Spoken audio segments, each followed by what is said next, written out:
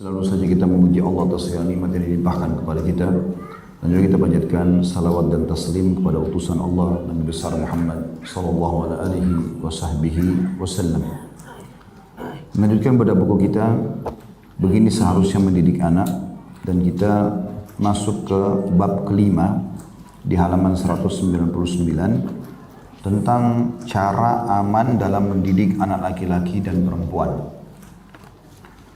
Pasal pertamanya adalah anak perempuan dalam pandangan Islam. Jadi ternyata di buku ini dipisahkan. Ada cara mendidik anak perempuan, ada cara mendidik anak laki-laki. Jadi pasal pertamanya berhubungan dengan masalah anak perempuan dulu. Anak perempuan dan pendidikan dalam judulnya, subjudulnya adalah anak perempuan dan pendidikan dalam Islam. Kata penulis, inilah ajaran Islam, menjadikan wanita dan laki-laki sama menurut syarak, baik dalam akhlak, amal, pahala maupun siksa. Perannya bagi laki-laki nampak dalam segala perkara. Wanita adalah penopang terpenting dalam menyongsong kebangkitan Islam. Bila kita hendak menyongsong kebangkitan umat ini serta menjaga agama kita, maka kita harus menambahkan sikap peduli kita terhadap wanita dalam setiap tahapannya, baik dia sebagai anak, kemudian pindah status menjadi istri, kemudian pindah status menjadi ibu. Namun, karena anak perempuan memiliki hal yang amat penting, hal yang bisa membahayakan dan bisa membuat fitnah atau godaan, maka Islam memperhatikan beberapa sisi khususnya. Jadi ini sebelum jauh dulu kita bahas konsep gender yang sering dibahasakan oleh orang-orang non-muslim, dilempar kepada Islam, mengatakan bahwasanya mereka memiliki konsep gender yang benar, sementara Islam malah terbalik, mendolimi kaum wanita, terbukti disuruh berhijab, terbukti cerai di tangan suami, terbukti adanya poligami, terbukti adanya haid, sehingga tidak ada ibadah tertentu pada saat itu. Ini semua adalah statement yang mereka lemparkan, syubhat di tengah-tengah kaum muslimin, terutama tujuannya untuk muslimah, agar ibu-ibu akhwat kita terpengaruh dengan itu. Padahal sebenarnya terbalik, Islam justru memuliakan kaum wanita. Walaupun dia punya siklus haid bulanan, misalnya dia punya siklus haid 7 hari setiap bulannya, yang umumnya seperti itu 6 sampai 7 hari misalnya, maka berarti kalau 1 bulan, kalau ada 4 pekan, berarti 1 pekan tidak sholat. Berarti kan 1/4-nya. Kalau kita hitung seorang laki-laki berumur 70 tahun selain umur balik, misalnya dari 15 tahun, tidak dihitung, umurnya 85 tahun, tapi kita tidak hitung 15 tahunnya, karena dia belum balik betul-betul. Setelah balik 70 tahun, perempuan juga setelah balik 70 tahun, maka kita kalau hitung secara hitung-hitungan manusia, kita akan temukan khusus bab sholat misalnya, maka wanita secara hitung-hitungan lebih sedikit pahalanya dari laki-laki. Karena 70 tahun itu akan dibagi 4, 1/4-nya, kurang lebih 17 tahun setengah itu enggak sholat.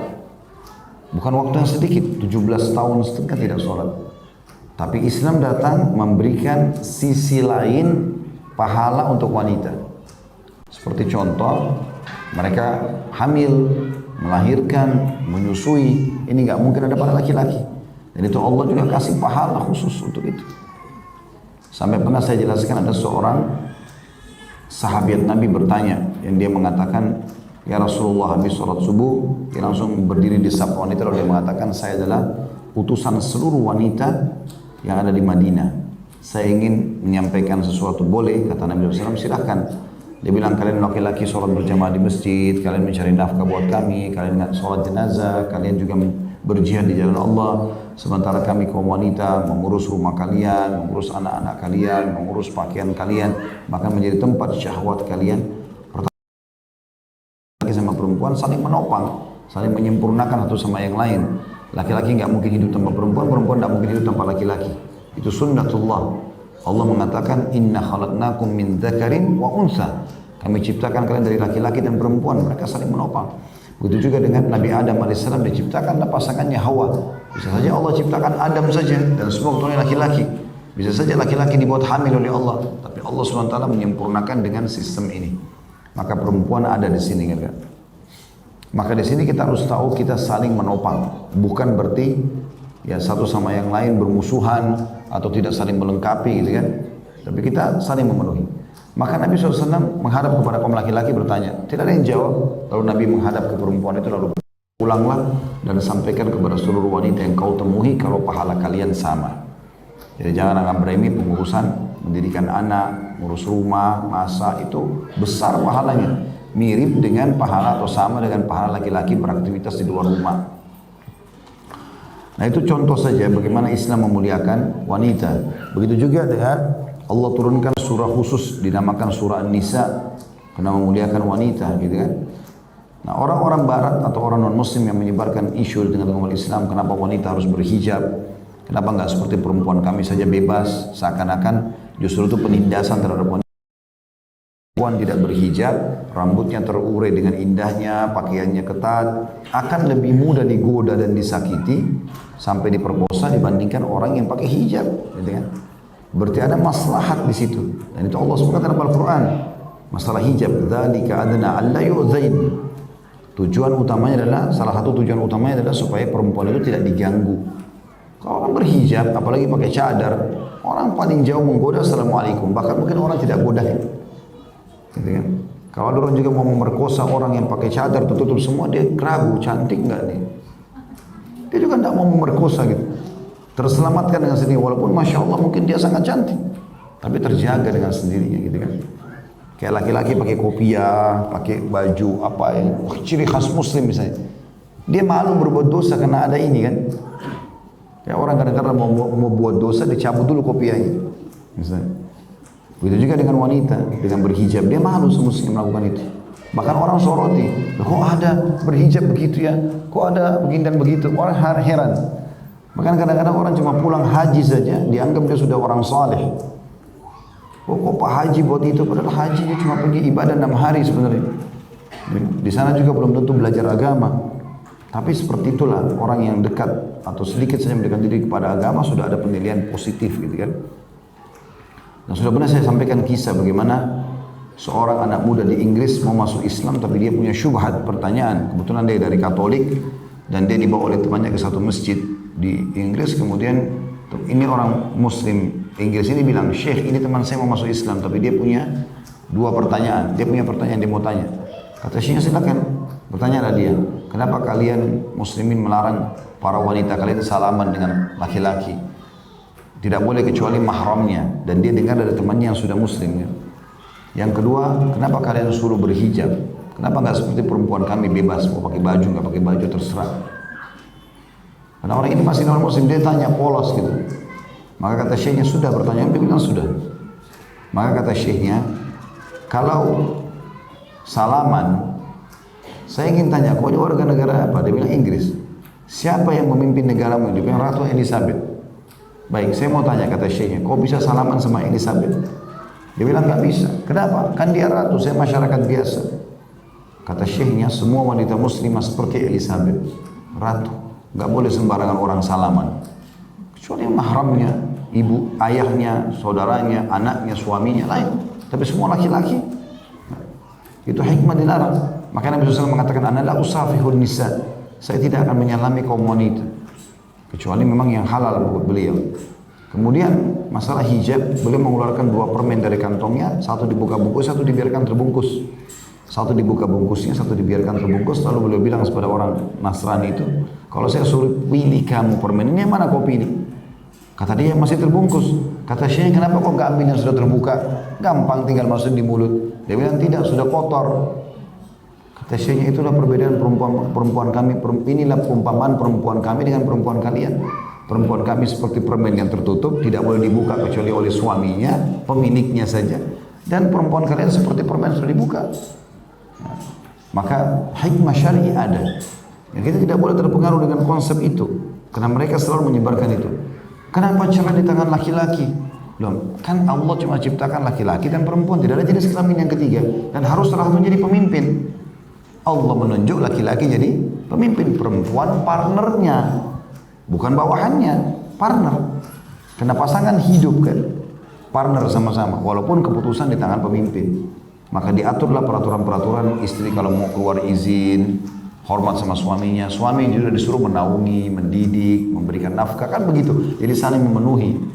Seperti itulah. Jadi memang tolak itu Allah lebih tahu kenapa ditaruh tangan laki-laki. Selain diangkat jadi pemimpin, memang Allah memberikan dominan adalah akal.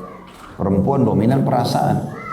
Kalau ibu diizinkan mencerai suaminya, satu hari ibu ceraikan berapa kali suami?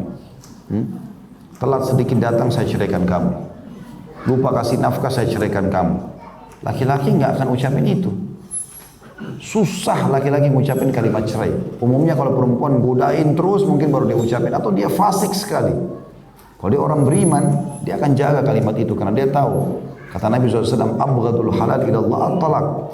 Perbuatan halal yang paling Allah benci adalah perceraian. Orang beriman tidak akan ucapkan kecuali darurat sekali. Biar istrinya mau marah-marah, mau segala macam, dia tidak akan ucapkan. Pasti dia kasih kontrol. Kecuali darurat betul, istrinya sudah merongrong, sudah mengganggu benar-benar, baru dia ucapin. Gitu kan? Allah buat seperti itu. Umumnya kalau pertama permasalahan keluar dari rumah tangga segala macam, pasti suami tidak akan pernah ucapin itu. Tidak akan pernah terjadi kecuali orang keluar dari jalur normalnya, suami pertama langsung membahasakan cerai sama istrinya. Yang ada istri selalu memicu itu. Ceraikan saya, tidak cocok, pulangkan saya. Terus begitu, sudah berjalan berapa kali, maka dia ucapin. Makanya Allah memberikan kalimat tolak di tangan mereka, karena mereka dominan akal. Akal itu berpikir sekian lama, ya, atau sekian masalah, ya, sekian langkah ke depan, maksud saya, sekian langkah ke depan, yang mungkin tidak dipikirkan oleh wanita yang memang menggunakan perasaannya. Sudah pernah kita jelaskan masalah dominan karakter laki-laki dan dominan karakter perempuan, gitu ya. Jadi perempuan perasaan, laki-laki akal pikiran. Maka ini juga tentu masalah urusan poligami itu hak Allah Subhanahu wa taala sebagai pencipta. Allah menjadikan hanya wanita yang bisa melahirkan. Maka tidak ada poliandri. Kalau ada poliandri, perempuan boleh punya beberapa suami, siapa ayahnya nanti anaknya? Ini tuang sperma, ini tuang sperma, ini tuang sperma, siapa ayahnya anak itu? Tapi hikmah Allah SWT, perempuan dikasih hamil, laki-laki yang bertugas mencari nafkah. Maka mereka boleh poligami untuk memperbanyak jumlah manusia. Dan itu hikmah dan ada peraturan-peraturannya. Bukan sembarangan juga orang melakukan, karena juga banyak orang merusak citra itu. Gitu kan? Orang harus menjalankan sesuai dengan tuntunan Allah, baru dikatakan itu syariat Allah Subhanahu wa taala. Jangan dikasih jadi tolak ukur laki-laki yang gagal, main nikah sembunyi-sembunyi, akhirnya ribut rumah tangganya, akhirnya kacau semuanya, condong dengan salah satunya, ini semua nggak boleh. Ada peraturan, ada hak mabit, ada hak nafkah, ada keridhaan di antara mereka, ada kerjasama tim yang baik di antara para istri, dan seterusnya. Itu ada hukum syar'i sendiri. Jadi kan bab ini ada hukum sendiri. Jadi ada hikmah-hikmah yang Allah SWT perintahkan. Itu pun tidak semua orang melakukannya. Walaupun hukum itu diterapkan, nggak semua orang melakukannya. Di kalangan sahabat ada yang tidak poligami, di kalangan sahabat tabi'in ada yang tidak poligami. Sampai sekarang mayoritas laki-laki banyak tidak poligami. Tapi hukum Allah ada dan ada peraturannya. Tidak boleh orang merusak citra itu. Jadi banyak syubhat yang mereka lemparkan dan mereka lupa. Makanya para ulama membantah Bani Israel, ya, atau orang Yahudi Nasrani kebanyakan menyoroti Islam dari sisi poligaminya, tapi mereka lupa dan mereka tidak mau mengangkat masalah itu. Kalau nabi-nabi mereka, nabi-nabi Bani Israel semuanya poligami. Nabi Sulaiman AS punya berapa banyak istri? Dalam hadis Bukhari 99, gitu kan? Dan itu poligami, gitu. Tapi mereka tidak angkat, tapi mereka soroti Nabi Muhammad SAW yang berpoligami dengan 9 orang istri, gitu. Karena itu perintah syariat Allah Subhanahu Wa Taala dengan hikmah Allah yang Allah lebih tahu masalah itu tentunya. Dan sekian banyaklah contoh-contoh berhubungan dengan masalah ini. Jadi di sini beliau mengangkat dalil pertama tentang masalah pendidikan khusus untuk para kaum wanita, dimulai dari dia masih anak, kemudian pindah status sebagai istri kalau sudah nikah, kemudian pindah status sebagai ibu pada saat sudah melahirkan.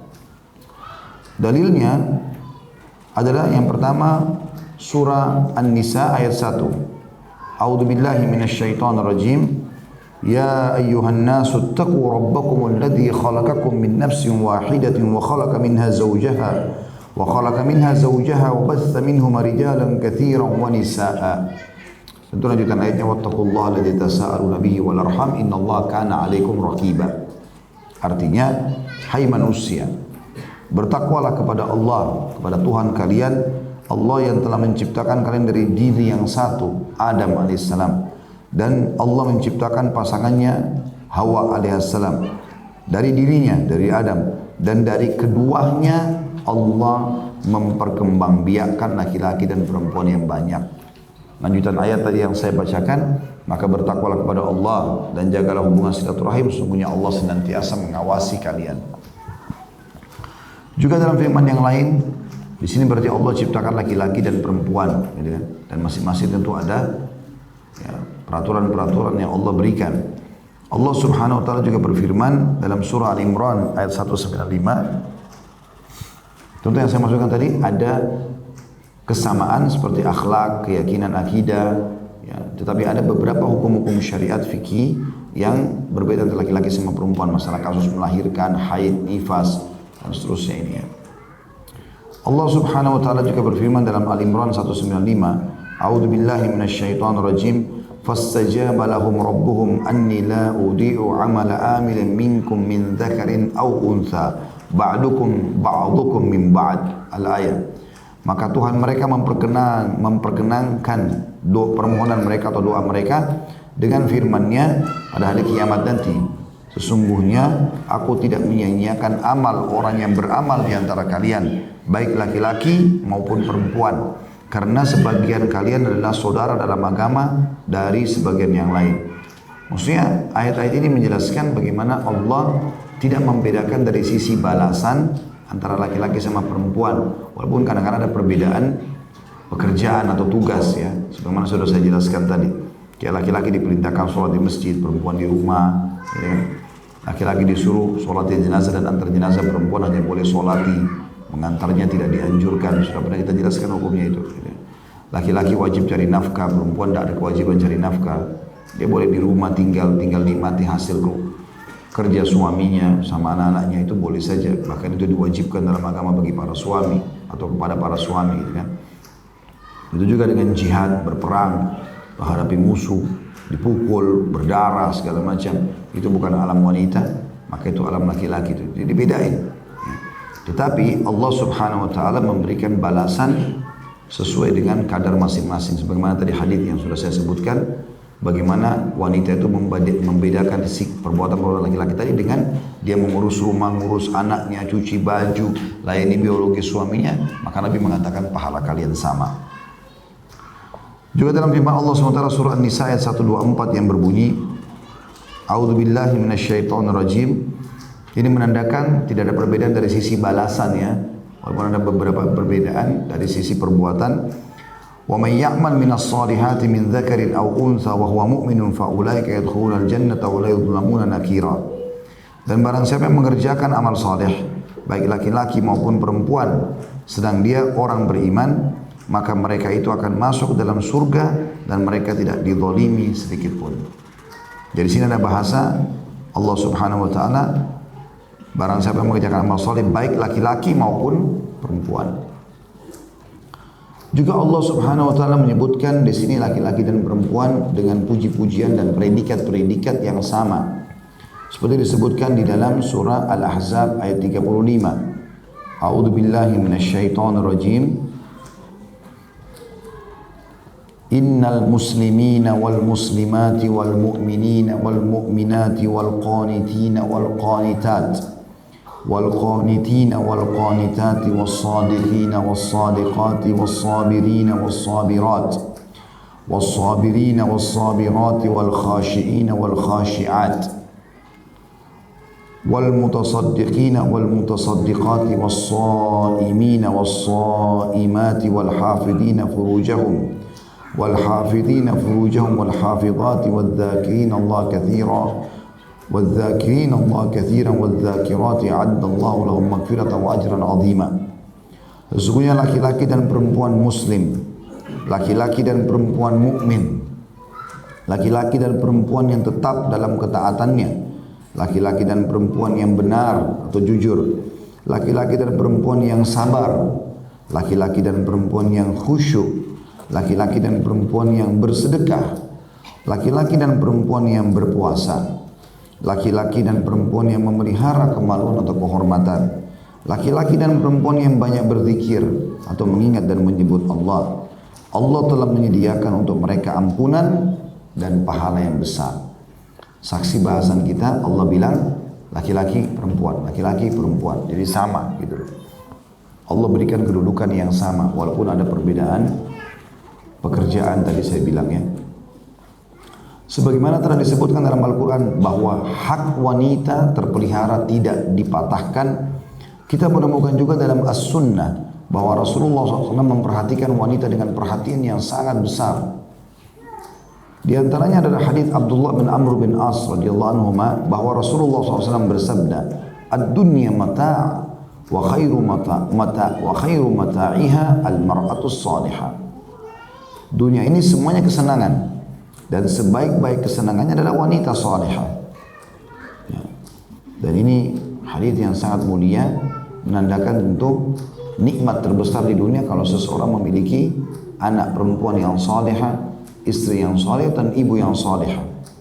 Berarti memang ini sebuah kenikmatan dunia yang tidak terhitung lagi.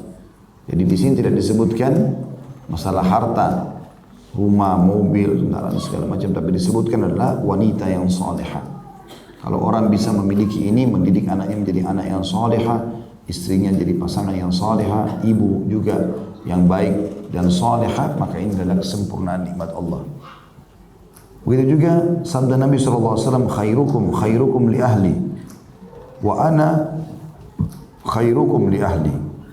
Sebaik-baik kalian adalah orang yang paling baik terhadap istrinya, dan aku adalah orang yang paling baik di antara kalian kepada istrinya. Jadi ini menandakan tolok ukur laki-laki itu baik, istrinya ditanya, baik nggak suamimu? Kapan istrinya mengatakan, oh suamiku itu baik, udah itu jadi tolok ukur. Sama juga kalau mau ditanya tentang istri seseorang, ditanya suaminya, istrimu baik nggak? Tolok ukurnya itu. Karena di luar rumah banyak orang senyum, ramah, loyal sama orang, tapi dalam rumah luar biasa buruknya. Ya. Kapan dia baik di dalam, berarti di luar juga dia baik gitu. Secara otomatis. Gak akan mungkin ditemukan ada orang baik sama keluarganya lalu buruk sama orang di luar, itu gak mungkin. Susah mempertemukannya karena dia akan baik dengan orang yang tiap hari dia lihat kekurangannya. Ya. Maka orang di luar yang jalan dia interaksi, tentu dia akan lebih baik secara otomatis.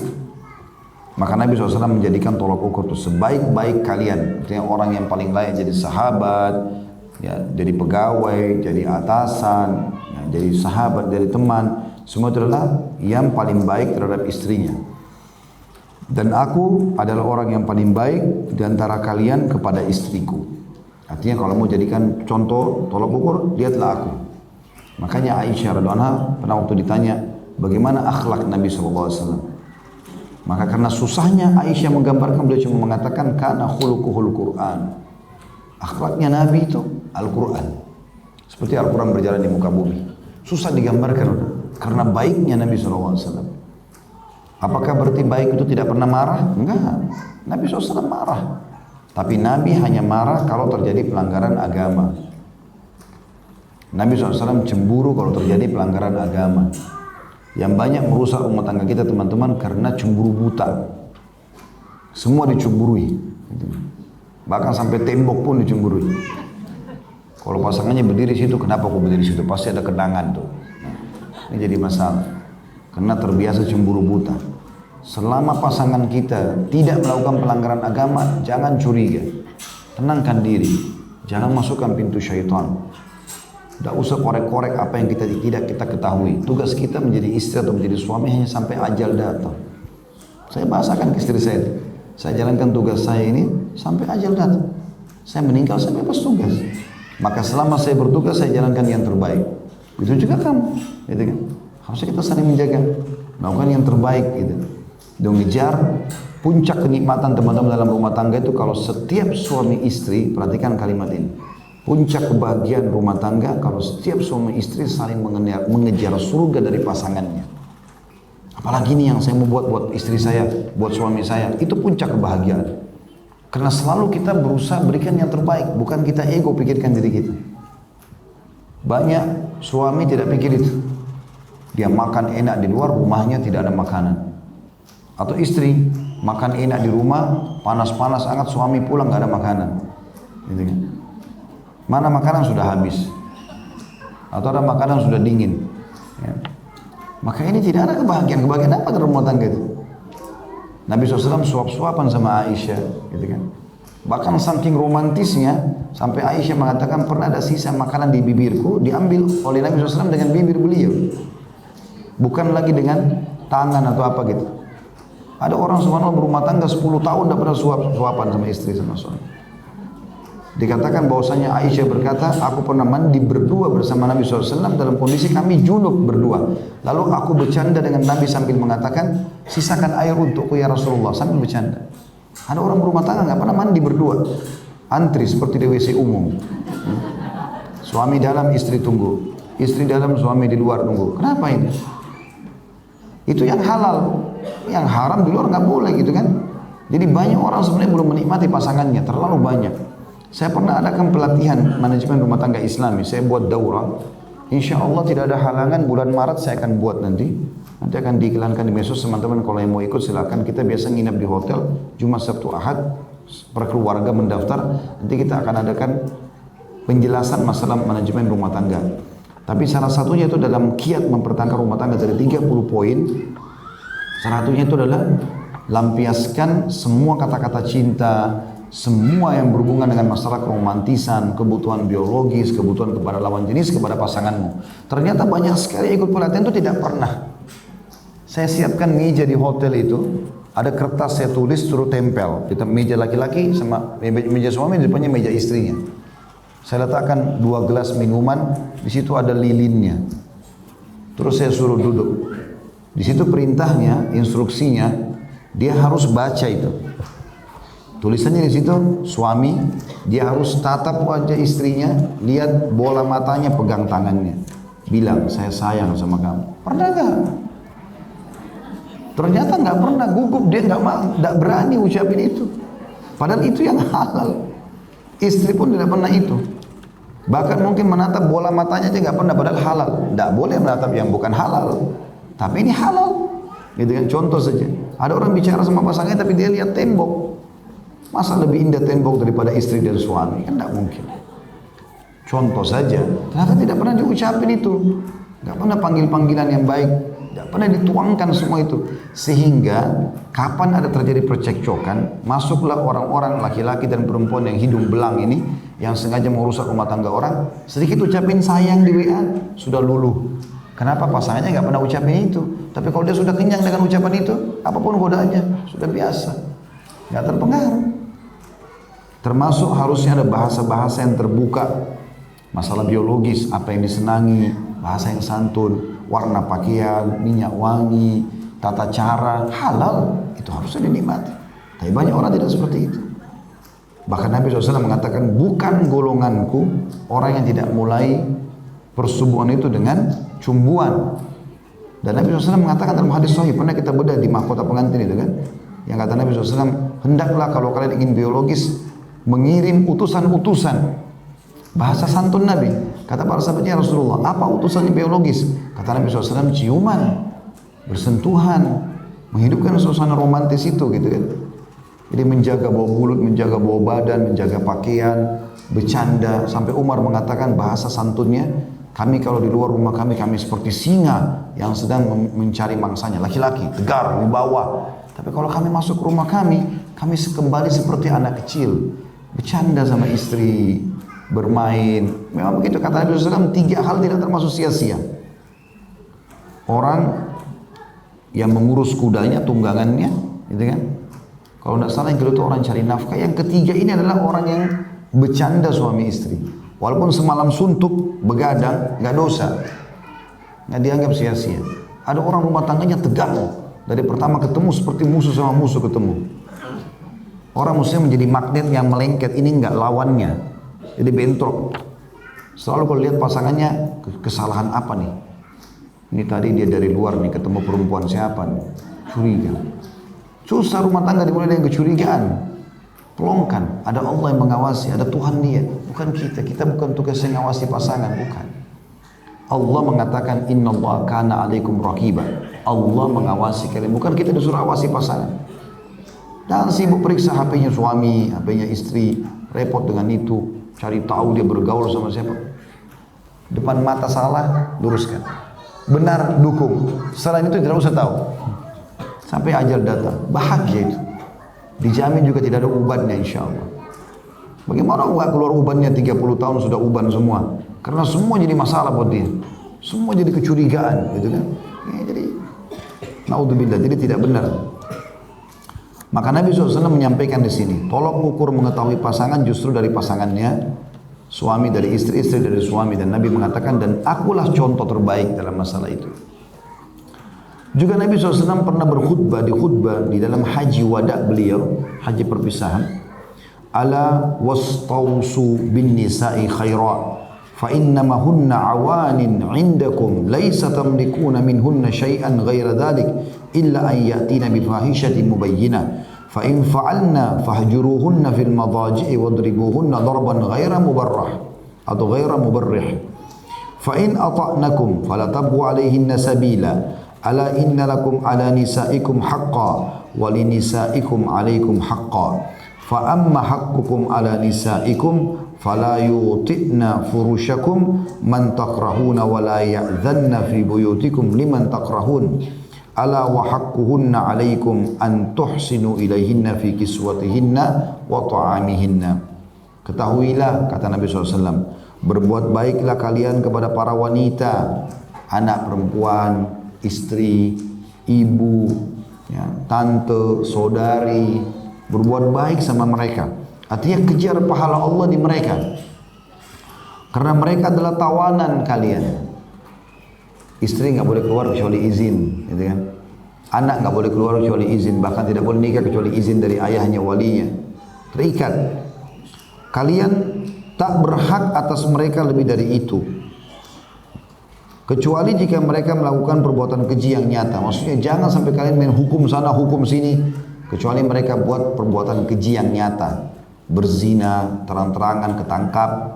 Perbuatan keji juga termasuk adalah tidak mau menutup aurat, sudah diperintahkan tak mau jalankan perintah agama, suruh sholat nggak mau. Itu perbuatan keji. Di situ boleh. Ya, seorang suami dikatakan situ atau seorang ayah, jika mereka melakukannya, mereka tidak mau tutup aurat, mereka tidak mau sholat, tidak mau jalankan kewajibannya sebagai istri, maka jauhilah mereka di tempat tidur. Hajar. Ya. Ini pernah saya jelaskan ya, sistem hajar ini, hajar pakai E bukan A, bukan dihajar. Ya. Dihajar, hajar itu diboikot, diranjang. Jadi kayak dicuekin, tidur di balik belakang gitu. Ini berlaku laki-laki kepada perempuan, dan ini tidak berlaku perempuan pada laki-laki. Ibu jangan buat itu sama suami.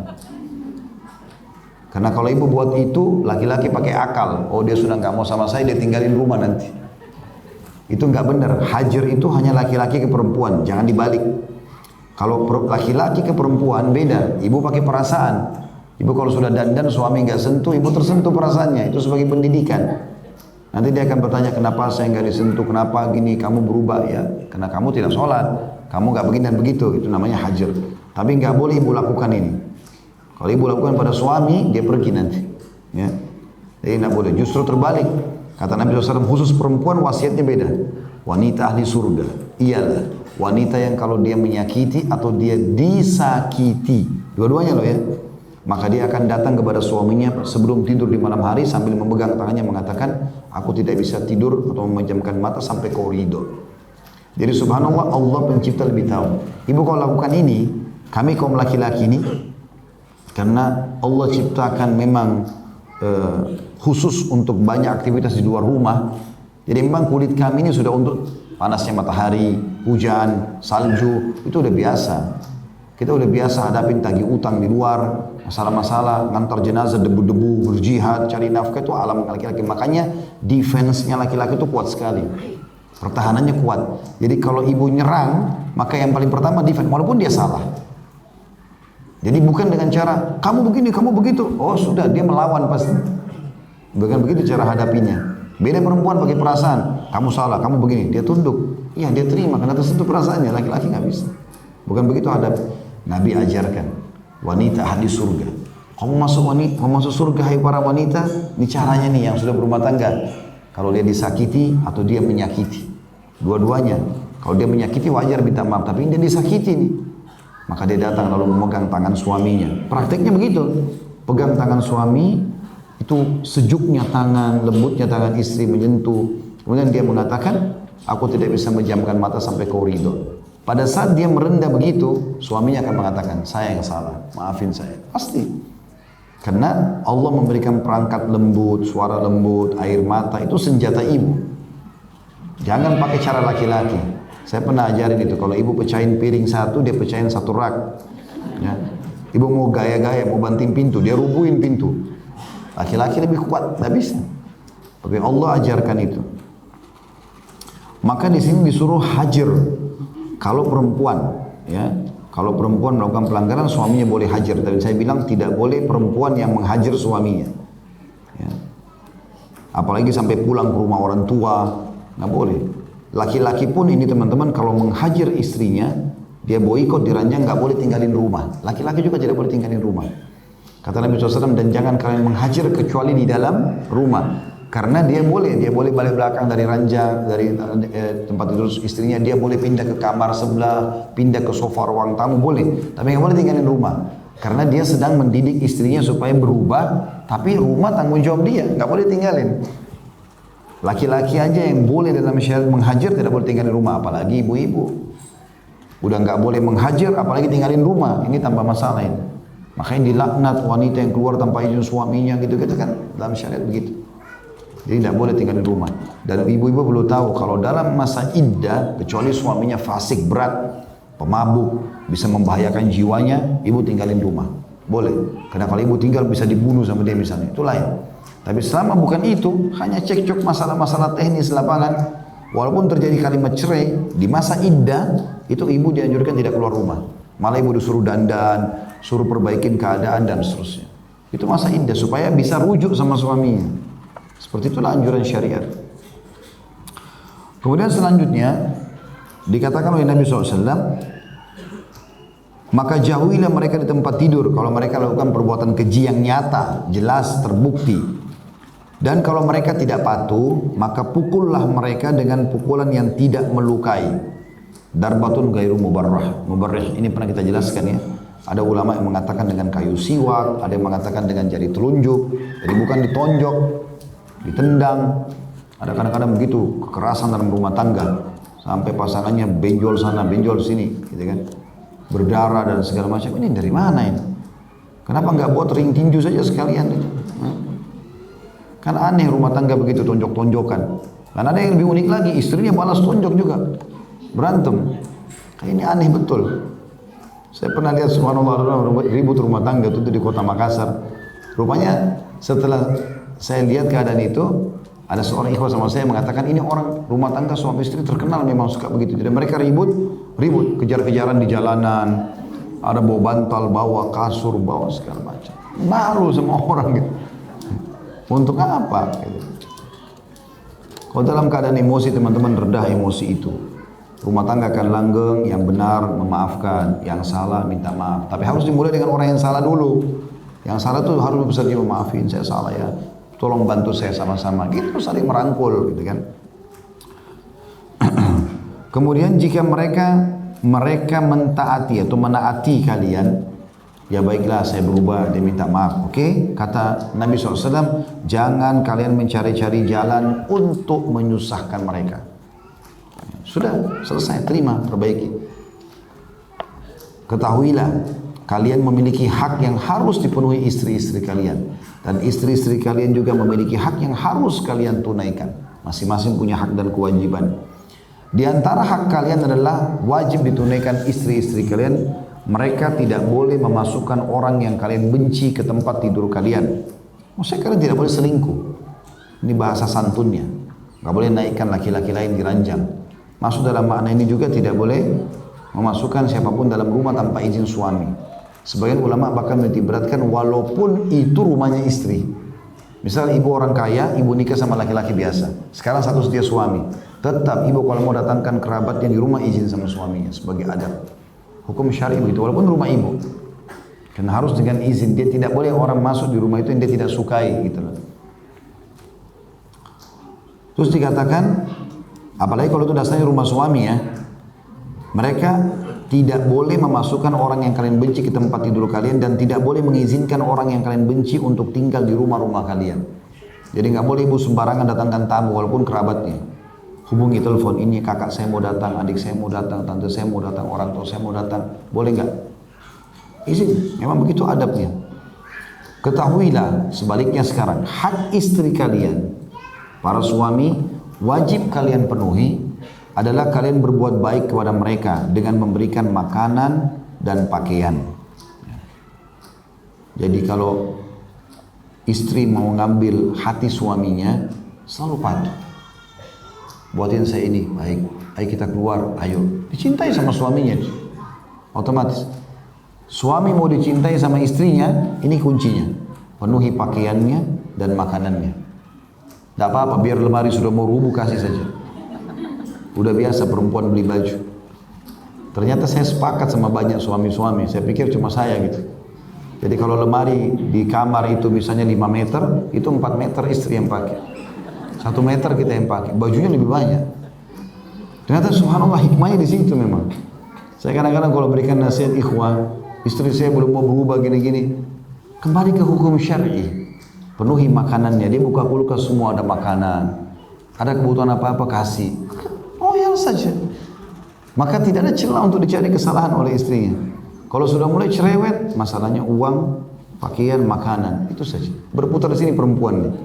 Gitu kan? Kalau laki-laki beda, pelayanan, biologis, gitu-gitu, itu dia marah. Gitu kan?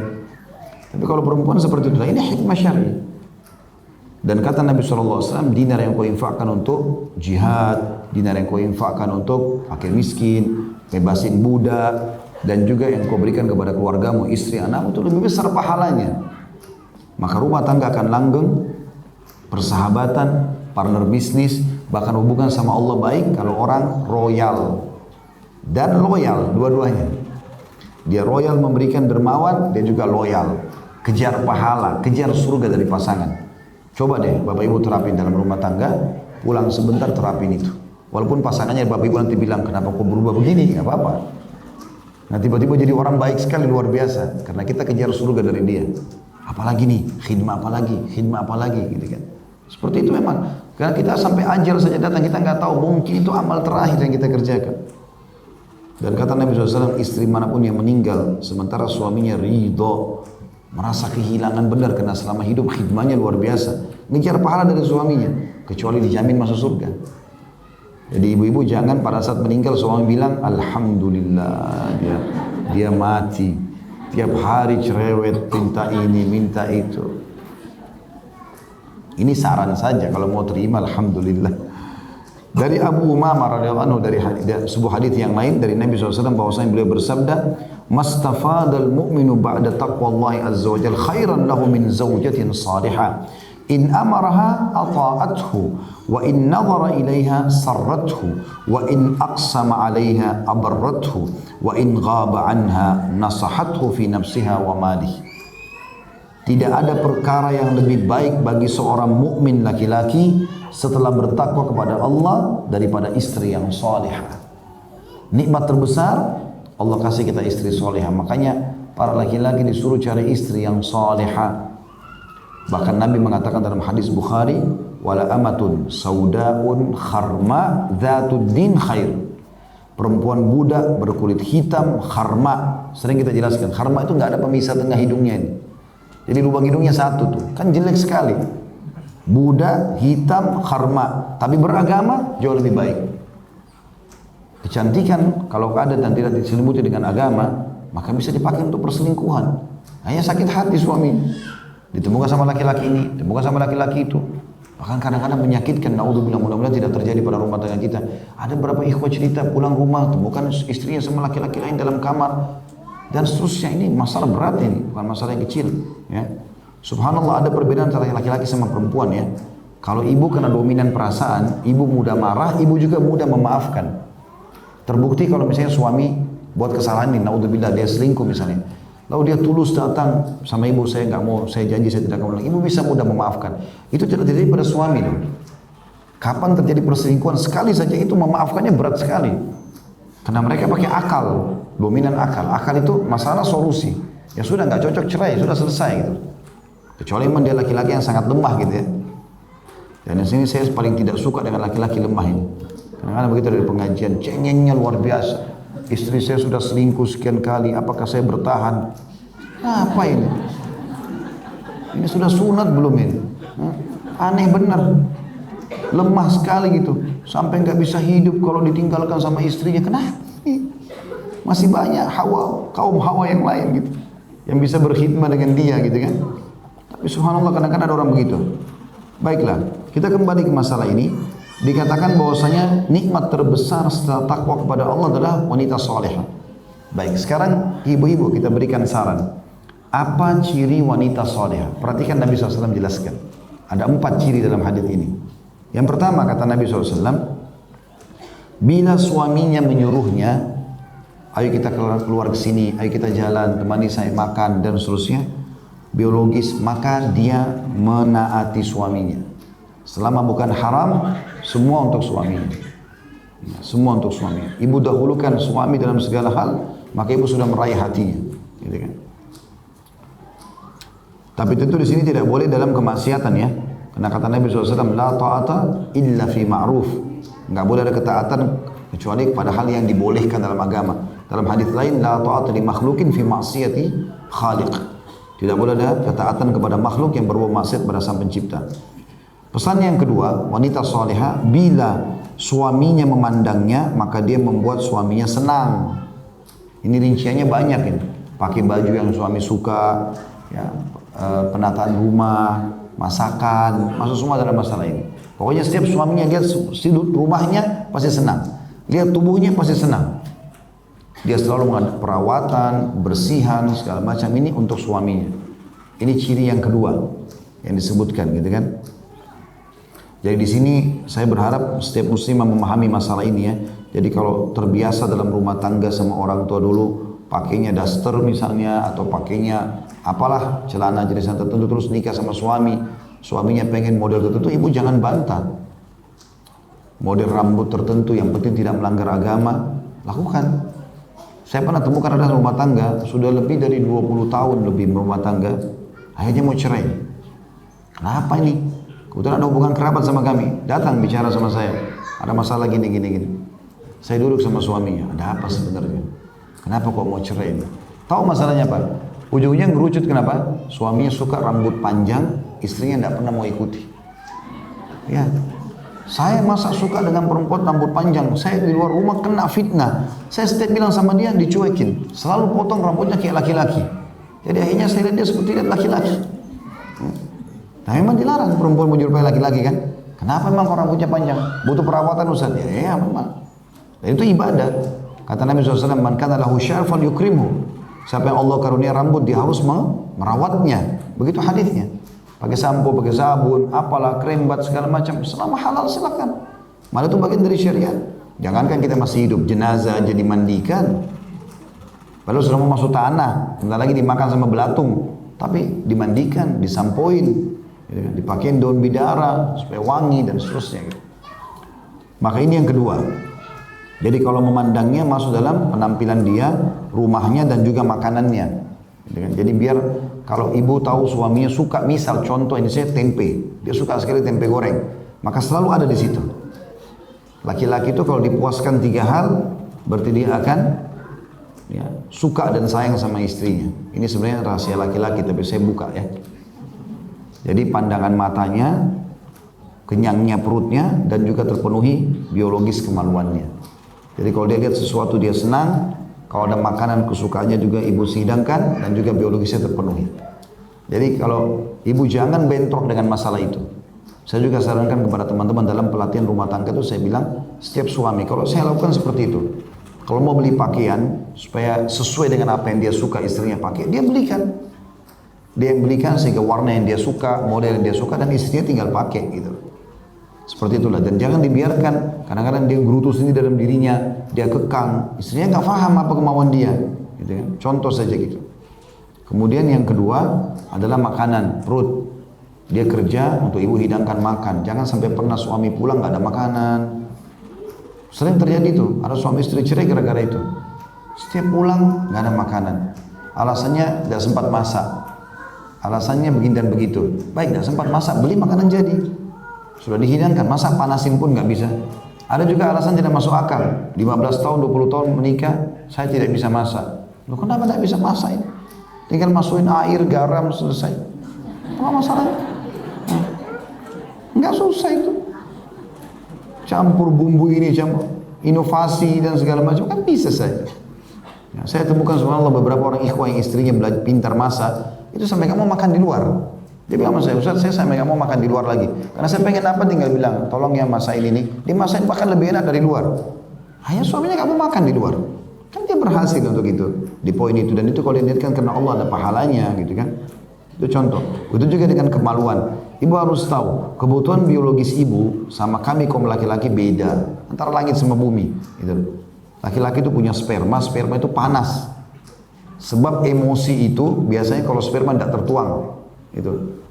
Kalau sudah masuk rumah, lihat pemandangan yang berantakan sana sini, pakaian istrinya nggak jelas, sudah 2 hari nggak dicuci, rambutnya berantakan, gitu kan. Masakan juga tidak jelas, perutnya nggak terpenuhi, lalu mau diajak biologis, bau sana sini, nolak lagi. Ini jadi masalah semua. Terus kemudian minta duit, nggak bakalan dikasih. Terus mau pulang kantor langsung ke rumah ya, nggak bakalan datang dia. Makanannya nggak ada, ya, pemandangannya nggak enak, biologisnya juga nggak enak, ya sudah ditinggal rumah dia. Dia pergi ke ibunya.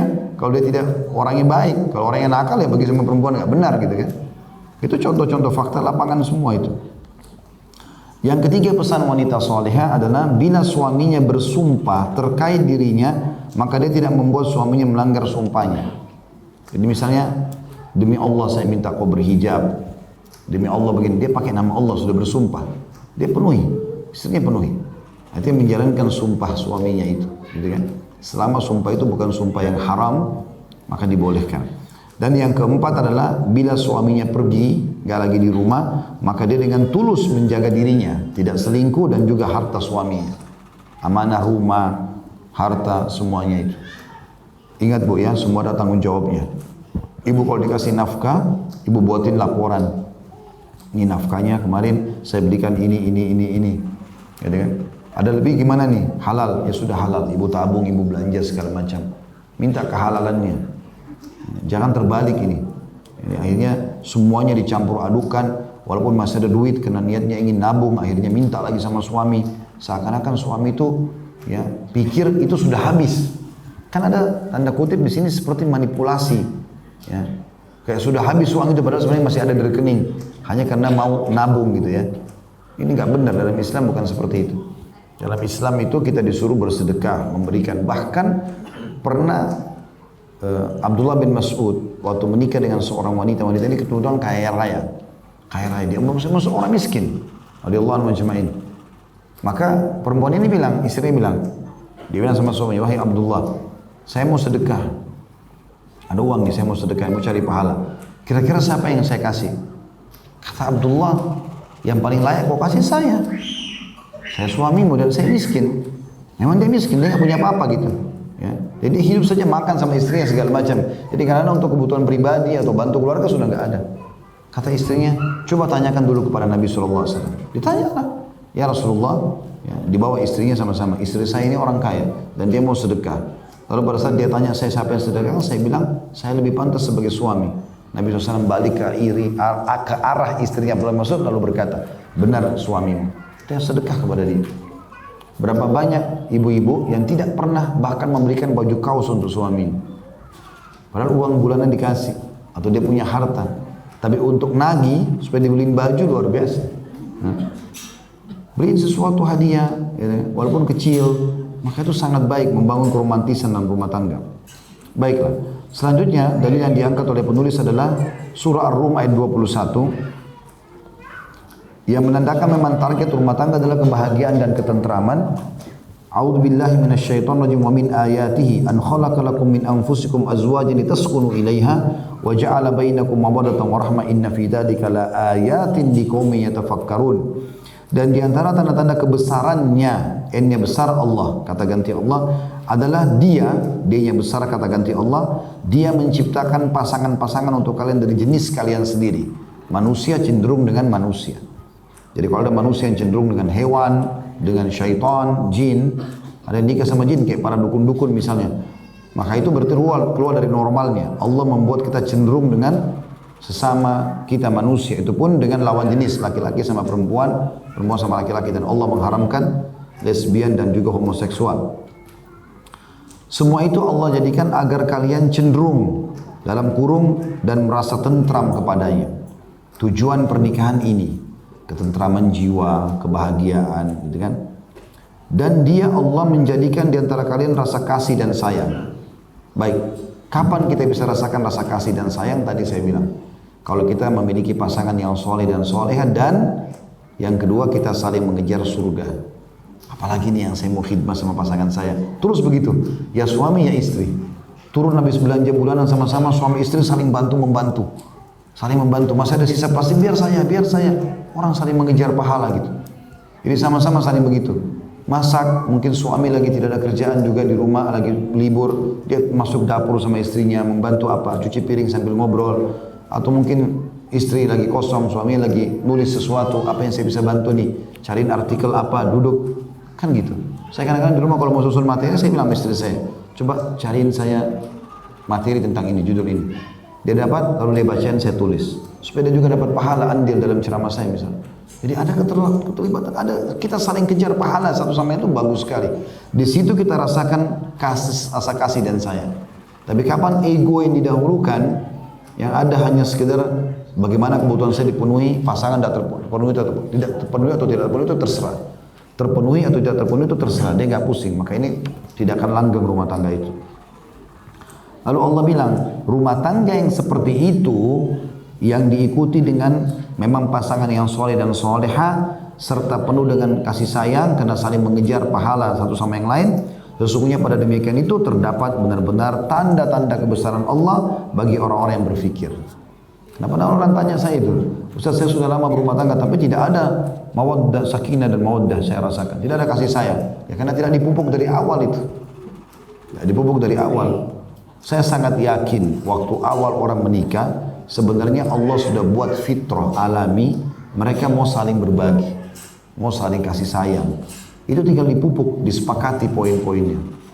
Saya nikah, saya bacain istri saya, ini hak dalam Islam ya, hak kamu 1, 2, 3, 4, 5. Ingatkan saya akan jalankan ini. Itu kewajiban saya.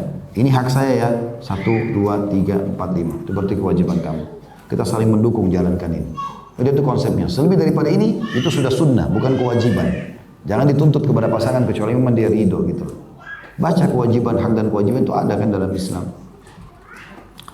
Kemudian juga firman Allah Subhanahu wa taala menjelaskan kalau kita suami istri harus saling menutupi, melindungi, menjaga rahasia. Allah berfirman dalam Al-Baqarah 187, A'udzubillahi minasyaitonirrajim. Hunna libasul lakum wa antum libasul lahun. Mereka, para istri, adalah pakaian bagi kalian dan kalian adalah pakaian bagi mereka. Apa fungsinya pakaian? Menutupi aurat kita, menutupi aib badan, melindungi dari panas dan dingin, kan gitu. Membuat penilaian orang positif. Oh bajunya bagus, oh bajunya bersih, kan gitu. Dari mana? Dari pasangan. Makanya teman-teman jangan buru-buru, ada masalah sedikit langsung ekspos ke sana sini, keburukan pasangan. Nanti habis itu kita baikan, malu, orang sudah tahu semua. Ada orang subhanallah jalan, semua masalah seperti, maaf bahasa saya tanda kutip ya, seperti orang jalan telanjang, karena semua masalahnya orang tahu. Semua orang dicurhat di sana sini. Hanya dia kalau jalan sama suaminya sudah baik atau sama istrinya, dia malu sendiri. Itu yang kemarin bertengkar, itu yang kemarin ribut. Untuk apa ini? Coba perbaiki keadaan. Yang benar, yang salah minta maaf, yang benar memaafkan. Saling merangkul, karena pasangan kita bukan orang yang sempurna. Terus ingat itu, kejar pahala dari pasangan kita. Kejar pahala. Apalagi nih saya bisa ambil dari suami saya pahala. Apalagi yang saya bisa berikan istri saya ini pahala gitu. Ibnu Abbas berkata radhiyallahu anhu, makna daripada kalian, mereka pakaian kalian, kalian adalah pakaian mereka adalah tempat tinggal bagi kamu dan kamu pun tempat tinggal bagi mereka. Ini salah satu maknanya. Kalau tadi pakaian cuma lingkup di badan kita. Ibnu Abbas menafsirkan dengan lebih luas, seperti rumah. Berarti untuk menaruh segala macam hal di rumah itu.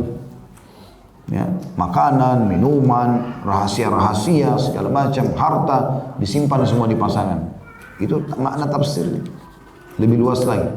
Kata beliau, apalagi yang didapat bila istri sudah disifatkan Allah sebagai tempat tinggal dan pakaian di samping dihubungkan dengan cinta dan kasih sayang. Nah, ini yang banyak orang belum memaksimalkan fungsi pasangannya. Tentu akan didapatkan keamanan, ketentraman, kebahagiaan dan juga ketenangan. Jadi selain daripada ini berarti dari syaitan. Sering ribut, sering sangka buruk, dendam, marah-marah, apalah segala macam, curiga, ini syaitan. Kalau ada dalam hati, a'udzubillahi minasyaitonirrajim. Jangan curiga. Enggak usah curiga. Kelihatan depan mata salah. Saya bilang sama pasangan saya, kalau ada berita sampai di telinga saya pun tentang kamu, saya nggak akan percaya. Sampai saya dengar sendiri. Kalau kamu bilang iya, saya lakukan, baru saya percaya. Saya nggak akan tergoyah dengan orang ketiga mau cerita apa, saya nggak pusing. Bayangkan kalau semua orang datang cerita kita percaya. Jadi masalah ini. Kalau orang memang niat tidak baik sama kita, rusaklah rumah tangga itu. Gitu kan? Islam sangat memperhatikan, baik kalau ada yang bertanya, sekarang kita akan masuk ke tema kita ya. Apa hubungannya bahasan tadi suami istri semua ini dengan anak perempuan? Kita sedang bicara masalah pendidikan anak perempuan. Maka sangat luas hubungannya. Kalau ibu menjadi seorang istri yang baik dan bapak menjadi seorang suami yang baik, maka terbentuknya perjalanan hubungan yang baik ini itu akan berpengaruh sekali pada pendidikan anak nanti. Nanti anak yang lahir lihat, oh ibu sama ayah saya saling sayang, dia juga saling sayang. Subhanallah, kalau bapak ibu sering lihat, ini maaf saya berbicara fakta lapangan saja. Kalau seandainya bapak ibu sering lihat anaknya suka mukul adiknya atau yang lain, percoba muhasabah, pernah nggak saling pukul-pukul di rumah depan mereka? Karena mereka itu mencontohi siapa yang di depan matanya kan. Bahkan kita gemes sama anak saja, jangan pernah gigit. Anak jadi tukang gigit nanti. Ya, itu dalam ilmu kejiwaan seperti itu, pendidikan dalam ilmu tarbiyahnya. Ya. Jadi kalau kita gemes jangan gigit anak. Kita cium ya, karena cium beda sama gigit. Kalau cium kasih sayang, berarti dia paham oh kalau sayang orang dicium kan gitu. Kalau gigit beda, kita gemes ya, tetapi subhanallah dia tangkapnya oh kalau gemes sama orang gigit, semua orang digigit sama dia. Tamu datang digigit, adiknya digigit segala macam.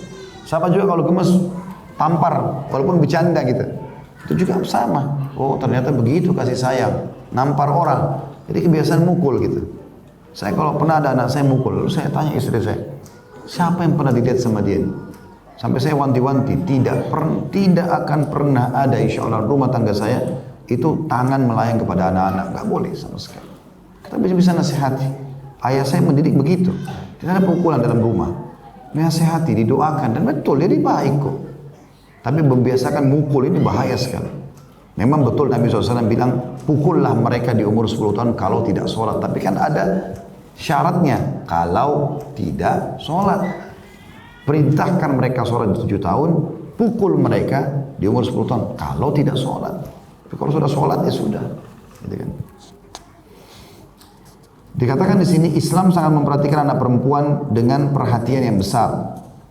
Islam memerdekakannya dari ikatan dan kezaliman jahiliyah. Di zaman jahiliyah anak perempuan adalah sebuah yang cacat. Karenanya mereka membunuhnya, menguburnya hidup-hidup dan wajah mereka menghitam, merah atau maksudnya para ayah ya. Bila Allah karuniai rezeki berupa anak perempuan. Di masa fase Mekah dulu itu kalau lahir anak perempuan mereka anggap aib. Mereka anggap perempuan tidak bisa buat apa-apa. Paling di rumah selesai. Nggak bisa jadi kesatria, nggak bisa jadi pedagang yang maju, nggak bisa jadi pemimpin, nggak bisa. Seperti itulah. Islam datang meluruskan masalah itu dan Allah menggambarkan tentang perilaku masyarakat Mekah. Dulu mereka kalau dapat anak perempuan wajahnya berubah jadi merah, marah. Kenapa anak perempuan yang lahir? Dan sambil marah mereka ambil dibawa ke padang pasir dikubur hidup-hidup. Itu yang Allah gambarkan. Di dalam surah An-Nahl ayat 58 sampai 59. A'udzu billahi minasyaitonir rajim wa idza busyira ahaduhum bil untha dhalla wajhu muswaddan wa huwa kadhim yatawara minal qaumi min su'i ma busyira bih ayumsikuhu ala hunin aw yadussuhu fit turab ala sa'a ma yahkumun.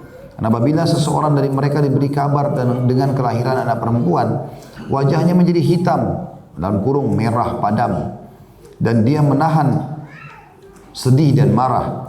Dia menyembunyikan dirinya dari orang banyak disebabkan buruknya berita yang disampaikan kepadanya, maksudnya tentang kelahiran anak perempuannya. Apakah dia akan memeliharanya dengan menanggung kehinaan atau akan menguburkannya ke dalam tanah hidup-hidup? Ketahuilah alangkah buruklah apa yang mereka tetapkan itu.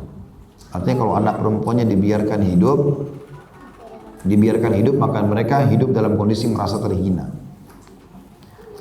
Firman Allah Subhanahu wa taala juga yang lain, Allah melarang kita membunuh anak-anak, menggugurkannya. Jangankan anak halal, anak zina saja enggak boleh digugurkan. Anak zina pun enggak boleh digugurkan. Ya.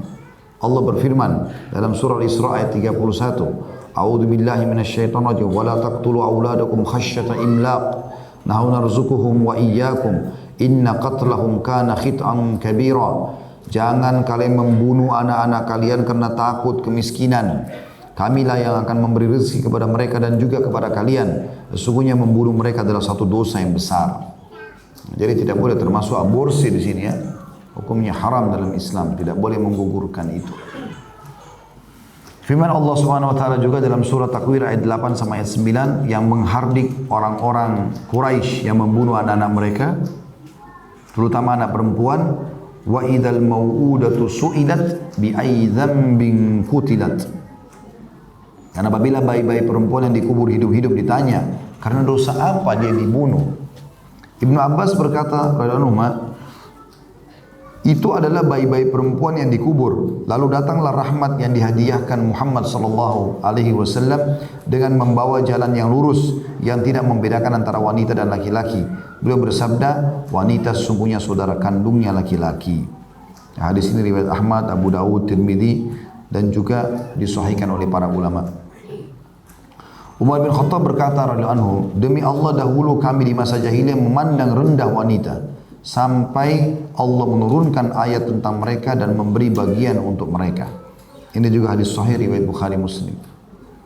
Juga dalam riwayat lain Umar berkata radhiyallahu anhu, kami di masa jahiliyah memandang wanita tidak ada artinya. Ketika Islam datang dan Allah pun menyebutkan tentang mereka, maka kami pun menghargai mereka bahwa mereka memiliki hak yang wajib kami penuhi. Hadis ini diriwayatkan juga oleh Bukhari Muslim. Jadi sebenarnya Islam justru mengangkat derajat kaum wanita. Islam melarang wanita itu menjadi komoditi bisnis ya. Sekarang apa saja tampil wanita. Dan harus seksi, harus terbuka, harus begini dan begitu. Jadi akhirnya mereka jadi murahan. Jadi seakan-akan tidak ada nilainya, subhanallah. Kadang-kadang nggak ada hubungannya produk itu sama perempuan, tapi tetap saja ditampilkan. Dan Islam tidak memerintahkan, bahkan melarang masalah itu. Perempuan justru dimuliakan, dihormati. Di sini kata beliau, kami sebutkan kepada anda saudaraku sebuah kisah di antara kisah-kisah penguburan anak hidup-hidup di masa jahiliyah dahulu dengan judul karena dosa apakah dia dibunuh. Diriwayatkan bahwa ada salah seorang sahabat Rasulullah SAW yang senantiasa sedih di hadapan beliau, di hadapan Nabi SAW. Lalu beliau SAW bertanya kepadanya, mengapa kau bersedih? Dia menjawab, wahai Rasulullah, aku pernah melakukan dosa di masa jahiliyah. Aku takut kalau tidak diampuni meskipun aku telah masuk Islam. Maka beliau SAW bertanya, beritahukan kami apa dosamu. Dia pun berkata, sesungguhnya aku termasuk orang-orang yang membunuh anak-anak wanita. Telah lahir putriku, istriku meminta agar aku membiarkannya. Maka aku pun membiarkannya hingga dewasa dan dia pun menjadi wanita yang paling cantik. Orang-orang pun meminangnya. Aku merasa panas atau marah. Hatiku tidak merasakan keinginan hendak menikahkannya atau hendak membiarkannya di rumah tanpa menikah.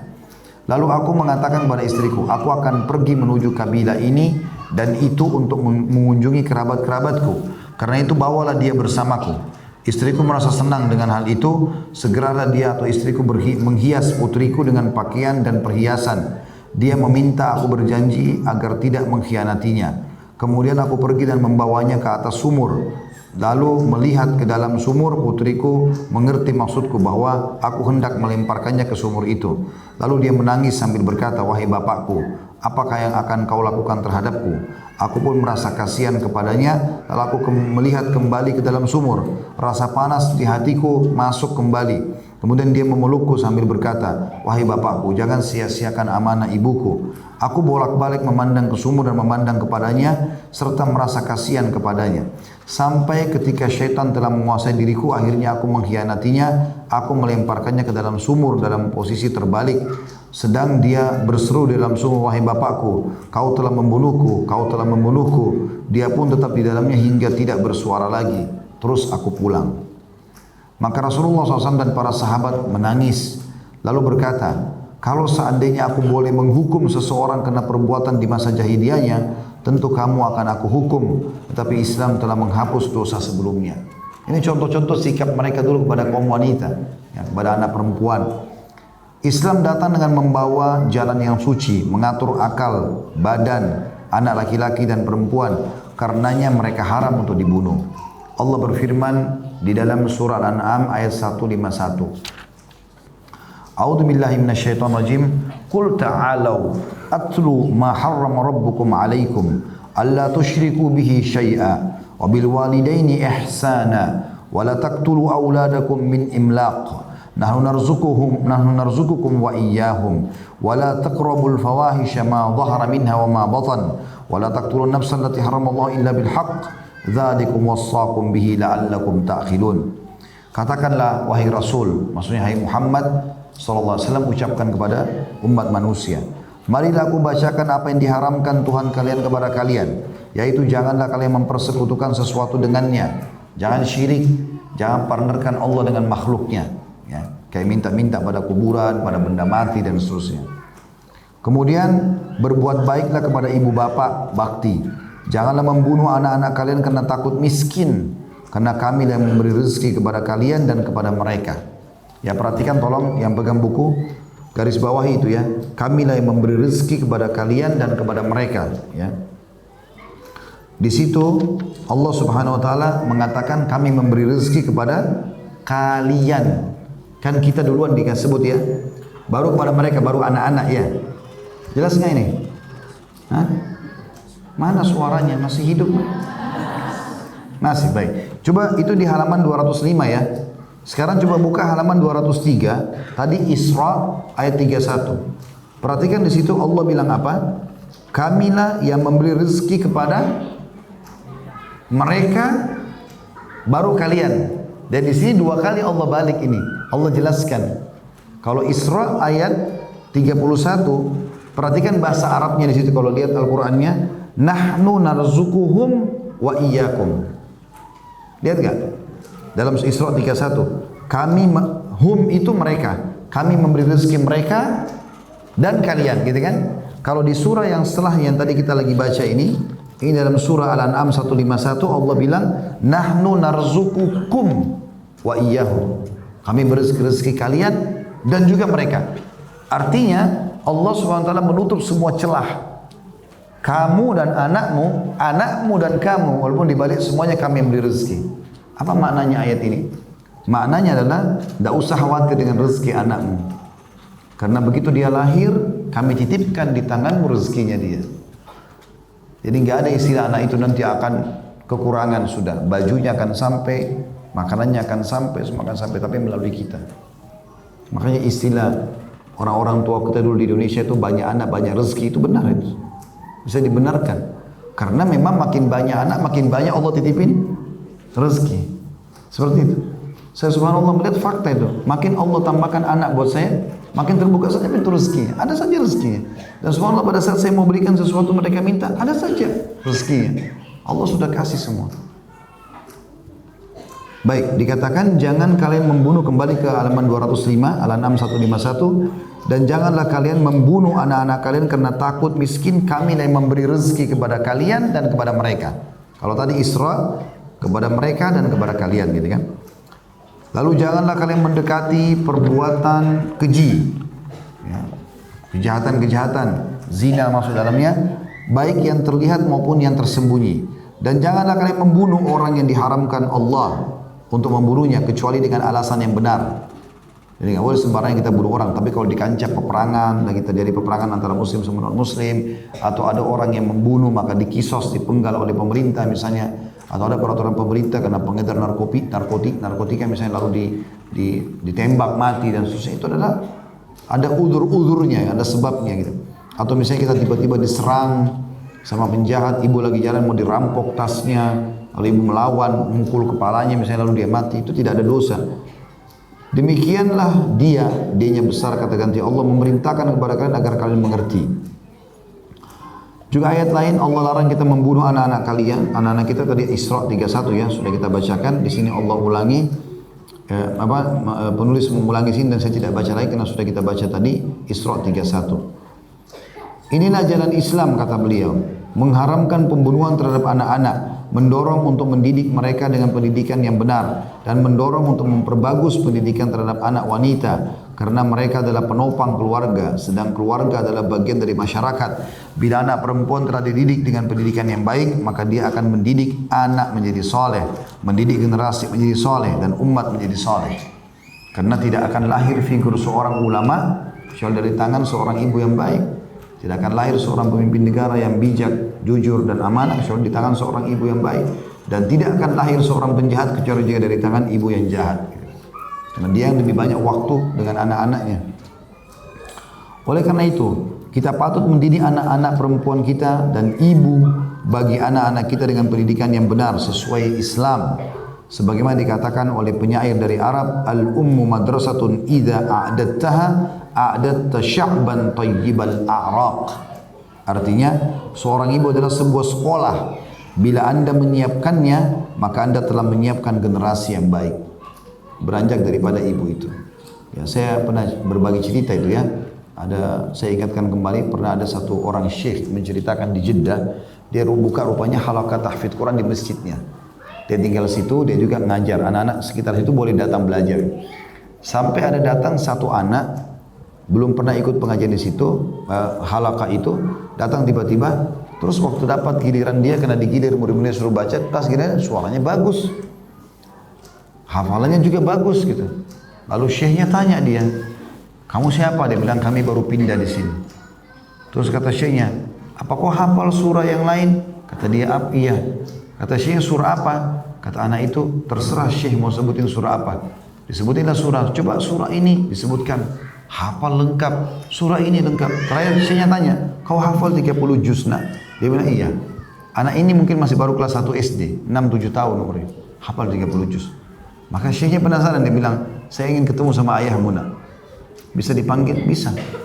Maka ayahnya kerja sampai sore menjelang maghrib, terus anak itu datang maghrib ke masjid ketemu sama syekh. Dia bilang, ini ayah saya. Kata syekhnya, waktu saya lihat ayahnya, saya tadinya membayangkan ayahnya ini seorang syekh juga, ulama besar yang akhirnya bisa membuat anaknya hafal 30 juz gitu. Tapi dari penampilannya orangnya biasa. Bukan penampilan sebagai seorang syekh atau seorang ulama gitu. Maka begitu ketemu, langsung ayahnya anak itu senyum, kata syekhnya. Lalu dia mengatakan, syekh saya tahu, Anda mungkin heran kenapa anak saya bisa hafal Quran seperti ini. Anda perlu tahu, di rumah ini masih ada adiknya 2. Semua sudah hafal 30 juz. Ada lagi lebih kecil daripada ini. Ya, umur 5 tahun, umur 4 tahun sudah hafal 30 juz. Itu karena campur tangan istri saya. Istri yang didik di rumah itu. Karena memang lebih banyak waktu dengan ibunya gitu. Jadi pepatah bahasa Arab ini benar. Seorang ibu itu adalah sebuah sekolah. Bila Anda menyiapkannya dari bayi, dari kecil, anak perempuan dididik dengan baik, maka Anda telah menyiapkan generasi yang baik. Karena akan lahir di tangan-tangan dia nanti anak-anak generasi umat ini. Dikatakan bahkan ibu ibarat sebuah universitas yang memunculkan para pahlawan dan generasi yang hendak mengembalikan umat kepada kemuliaannya, kejayaannya dan kepemimpinannya dalam mengatur dunia, di samping menjauhi syiar-syiar palsu yang memukau yang sebenarnya menghancurkan umat, mengajak wanita untuk bekerja dan mengikuti mode yang semuanya itu menyalahi syarak yang hanif. Syarak artinya syariat ya, hanif artinya lurus. Serta menjauhi berbagai sarana yang hendak merobohkan prinsip-prinsip luhur yang daripadanya wanita muslimah akan tumbuh. Insya Allah kita akan bahas lagi Kamis depan di antara prinsip-prinsip Islam dalam mendidik anak perempuan ya. Jadi sebenarnya kita masih belum masuk ke lebih dalam tentang bagaimana cara mendidiknya dia. Tetapi kita masih bicara masalah globalnya di sini. Insya Allah mudah-mudahan bermanfaat apa yang kita bahas hari ini, dan insya Allah jadikan sebagai amal-amal kita pada hari kiamat. Kalau benar dari Allah, kalau salah dari saya mohon dimaafkan. Subhanakallahumma bihamdika asyhadu an la ilaha illa anta astaghfiruka wa atubu ilaik. Wassalamualaikum warahmatullahi wabarakatuh.